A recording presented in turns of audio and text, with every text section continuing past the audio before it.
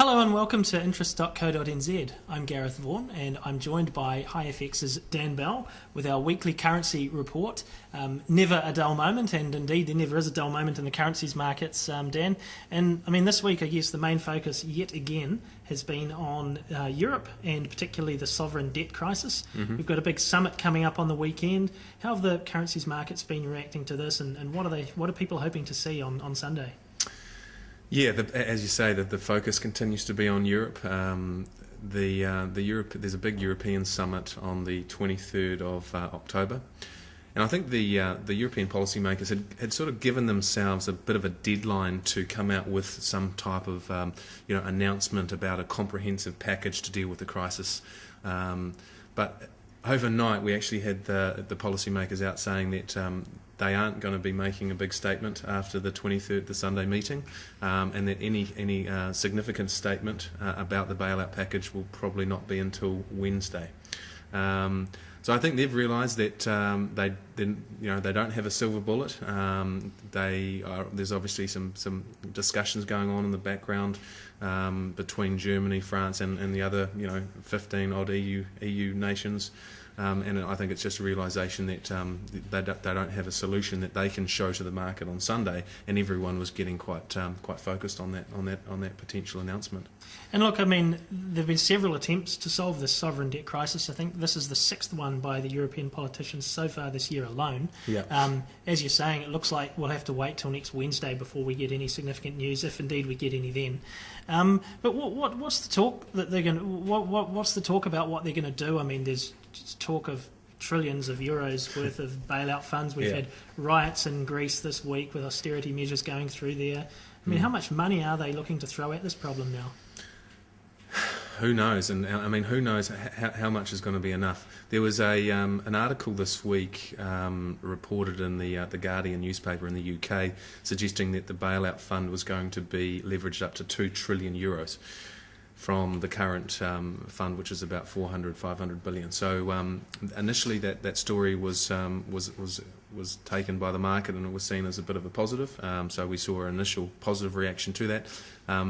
Various analysts came out and said that the story and the source of the story wasn't quite accurate. But I think there was probably some truth to it.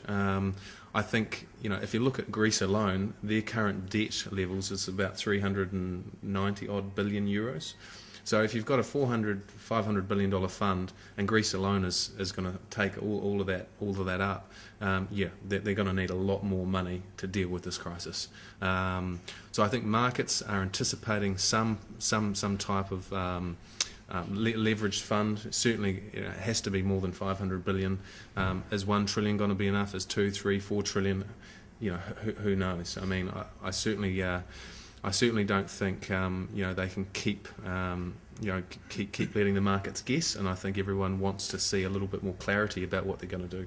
And I guess the big question too is whether the politicians can actually agree with each other as well, isn't it? Well, exactly. I mean, it's one thing talking about it and having these ideas. The other thing is getting it past 17 voting EU members. So I think there's still continues to be a lot of water to go under the bridge before we get anything from Europe. And look, this week the currency markets themselves, the trading hasn't been too volatile. No, but things might change next week, I guess. Yeah, we've been in a little bit of a holding pattern. The Kiwi dollar has traded to a low of 78.50 and to a high of around 80.50. So a 2-cent range, considering the volatility that we've had over the last few weeks, is pretty low this week. I think there has been a big focus on this EU summit on Sunday, and then the G20 meeting next week. So we've been in a holding pattern, but we've had an extremely volatile ride. I mean, we're sitting pretty much in the middle of the range of the last 12 months. So if you look at the Kiwi dollar, we've traded as high as 88.40 in August.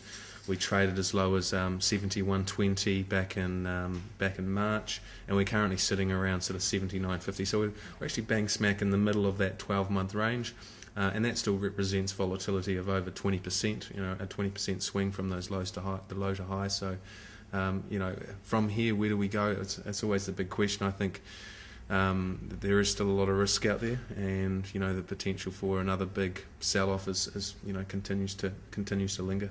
I mean, obviously, domestically, all eyes are going to be on a certain rugby match on Sunday night.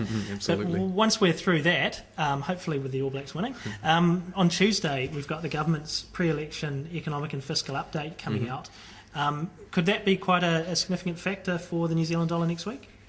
I don't know if the currency markets will trade straight off that announcement as such, but I think it will have an impact on the overall view of the New Zealand economy, the underlying demand for government bonds. And you've had the credit rating agencies, 2 credit rating agencies recently have downgraded us, and we've got one credit rating agency, Moody's, who apparently met with the Finance Minister last week. So, yeah, I think it is on everyone's radars. I suppose in a relative sense the New Zealand economy is still reasonably strong compared to certainly anywhere in Europe. But there are still issues for us, and we continue to borrow money, and our external debt position continues to be very, very high. So, the government wants to try and get us to surplus and have some pretty ambitious goals there. So, getting an update this Tuesday will certainly be important. And then next Thursday we've got the Reserve Bank with a official cash rate meeting. Now we won't be expecting any change from Alan Bollard, I wouldn't imagine, but obviously as ever there'll be some interest around what he actually says. Yeah, as always, the statement will be key. We're not expecting any change to the OCR at 2.5%. But what he says in terms of talking about the global developments, will be important. Obviously, most of the market is not expecting any rate hikes until sort of March, June next year. So I'm sure he's going to stick to the script, reference the fact that there's still a lot of global uncertainty out there, and that perhaps inflationary pressures have come off. So I don't see a lot of volatility following his announcement on Thursday. And then looking beyond that, we've got the next Reserve Bank of Australia cash rate meeting is on the Melbourne Cup day, the 1st of November. They're at 4.75% now. They're still a lot higher than us. There's been some speculation about them maybe reducing it, but people now thinking that's unlikely. Well, yeah, there are a number of economists in Australia and analysts calling for a rate cut in Australia. However, if you look at the most recent minutes of the RBA meeting, which were out this week, they've certainly toned down their outlook on inflation, but they really haven't opened the door to any rate cuts. So it'll be it'll be interesting to see what happens at the 1st of November meeting, being Melbourne Cup Day. I don't see them cutting rates personally, but the market and certainly household and businesses in Australia would like to see a rate cut. There's no doubt about that.